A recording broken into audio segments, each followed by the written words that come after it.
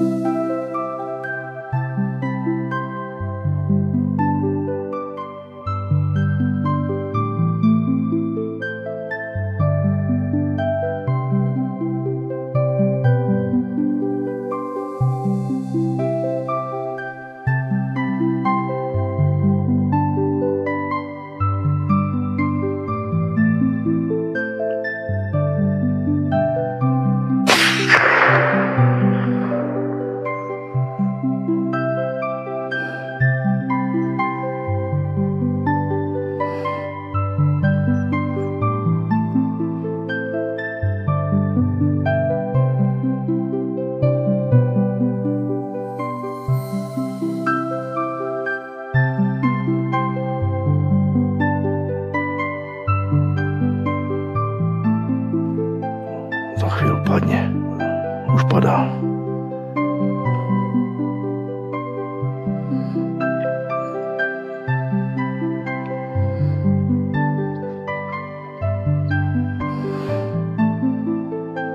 Už leží. No, podarilo sa nám uloviť Daniela. A teraz ho ideme dohľadať, že kde je. Tak, predsa úspešná polovačka so zakončením. Mnohí ste už toto čakali, že kedy to tam bude a ako. Tak tentokrát to tam bude. Takže pozrieme, už je nedaleko nás. Konkrétne ja už vidím, tam je. Dojdeme k nemu. A uvidíme teda, ako vyzerá. Pišta, tvoj názor? Uvidíme, dúfam, že by sa nepomýlili. Chcel som uloviť starší kus. Videl som mu na paroží aj väzárec, tak malo by to byť dobre.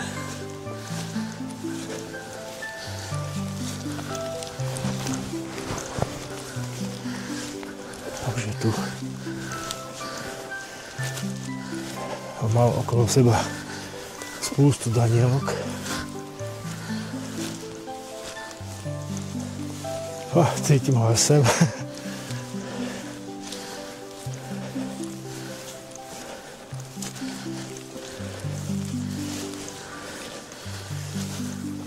Čiže ďakujeme mu za život, Pánu Bohu za dar.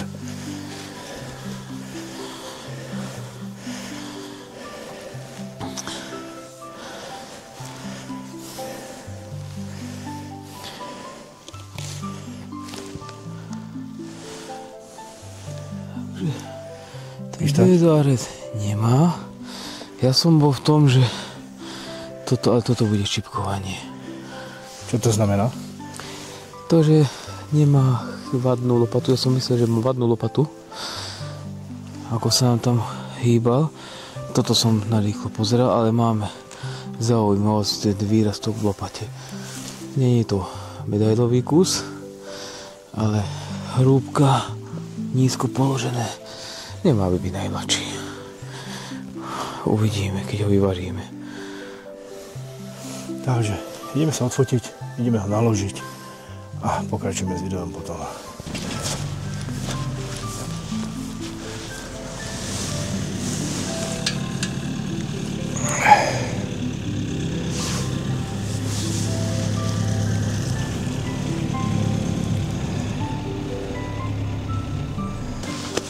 Nech sa ti páči. No. Čo s tým treba robiť? Treba to zakočiť na paroží? Na nohu. No nech sa ti páči. No, takže dostala si. Čo? Bombu či bombu? Nie bombu, ale prosím ťa.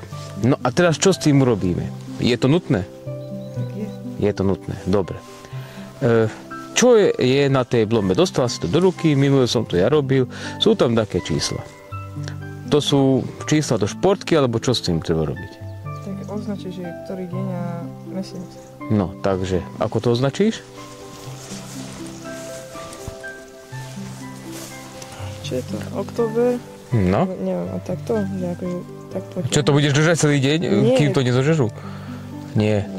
Vylomí si, koľka to je dneska? 5. No, tak si vylom 5.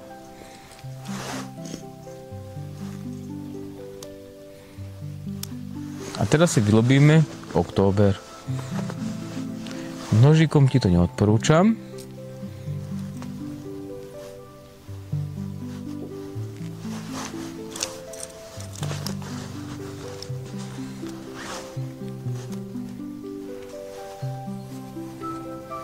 Na druhú stranu to zatlač. Preniesť vám tie čísla na druhej strane. Snažím sa. Pomôžem ti? Chytíš, zatlačíš do boku, hej? Takto, no teraz si to už udomyslel. Trošku sa sem zahral. Dobre. Dobre, takže do prednej nohy, hej? Zadnej. Dobre, takže potom nech sa páči. Nožík dúfam máš. No. Ale nemám. Daj do tej hornej. No a kde to pichneš? Tuto medzi radice? Tu. No, a kde som tu minulé robil? Kde som urobil tú dieru? Tu? Áno. Dobre. Tú druhú ruku si odlož, nie že sa sama dorežeš. Tak. Trošku vyššie môžeš. A vidíš, tuto je diera, toto je šlacha, toto je kosť a tu je diera v podstate. Tam urob normálne len. Prepichni to poriadne, len to tam nedržel, aby si sa sama nedorezal. Neboj sa to, chytíš nohu. Aha, pozeraj sa, vidíš? Nech sa páči.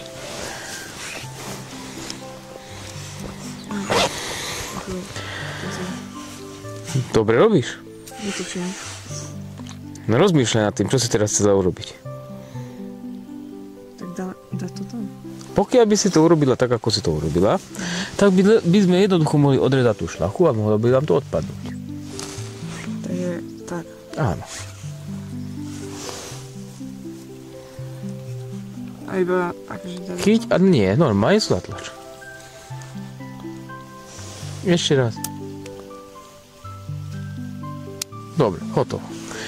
Máme označenú zver, hospodár bol vyrozumený. Čo ďalej? Naložiť to. Dobre, takže môžeme ísť domov, hej? Tak Do výkupu. Nie domov, ale naložiť doma. Tak Prepichni druhú nohu. Barbie, nič iné nerobá, ale sleduj. Tu je tu. Túto nohu odlož na bok, aby nezavadzala. Zdvihneš nohu a iba silno prepichneš, vidíš? Netreba sa s tým zabávať. Normálne silno pichneš. Hotovo. Nech sa ti páči.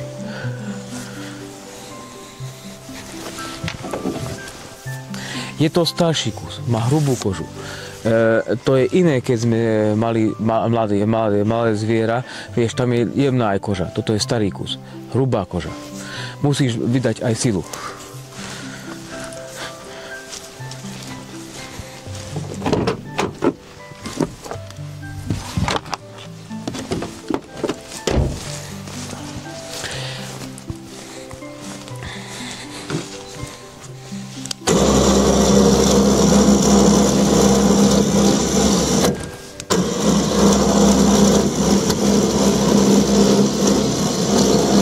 Nech sa páči.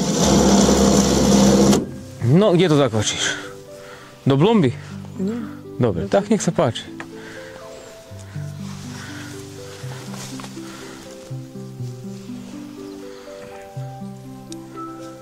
Dobre.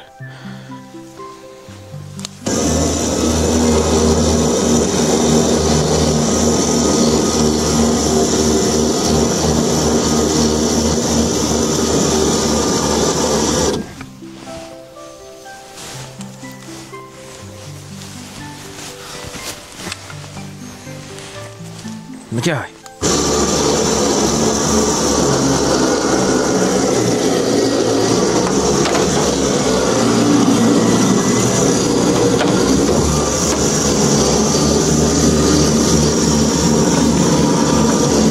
Stoj. Dobre.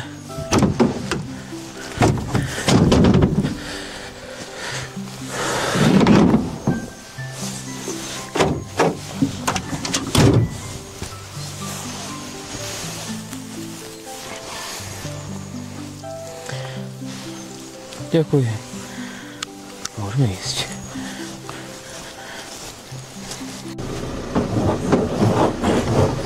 Ej, také malé. Ešte počkaj. Počkaj. No teraz trošku. No a už teraz môžeš. Už by som mal aj sám.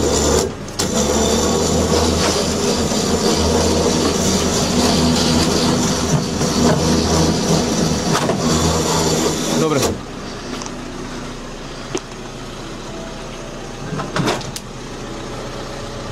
Môže, daj, doj. Dobre.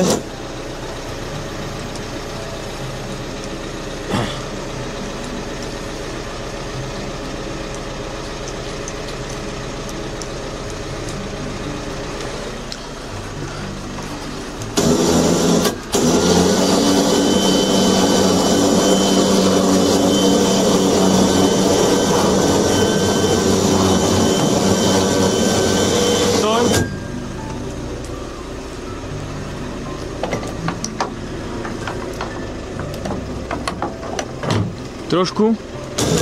Ešte. Dobre.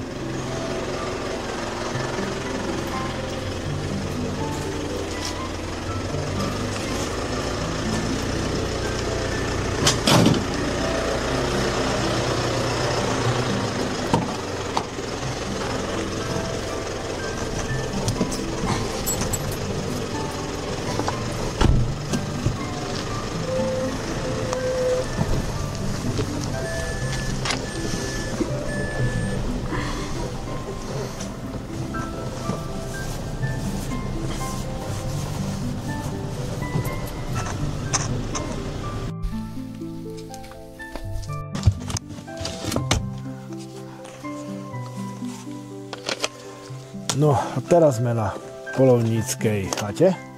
Pištík ho ide spracovať. To už sem samozrejme nedám, aby YouTube s tým nemal problém. Ale určite vám sem nakoniec dám vyvarenú hlavu, aby ste videli. 1000 years later. Takže už sme tu s vyvarenou trofejou toho Daniela, ktorého sme ulovili. No a Pištík nám k tomu povie niečo viac. Pištík, povedz nám, koľko má rokov a tak ďalej, čo Takže, treba vedieť. V podstate hlavné body. Danielika sme vyvarili, má 5 rokov. Skontrolovali sme si ho samozrejme a je to výrad. Kľudne si ho môžeme ukázať na chovateľskej prehliadke. Naozaj, že pekná trofej. Samozrejme, nie je to vysokotrofejová zver, čiže nie je to kapitálny lopatár, ale ja sa veľmi teším, lebo naozaj, že na ten vek veľmi pekný zver. Takže v podstate teraz ste už videli aj to zakončenie, aj tú trofej, takže už je to hádam video tak, ako máte predstavu vy všetci. Takže ďakujeme za pozornosť a vidíme sa pri ďalšej povážke. Ahojte. Ahojte.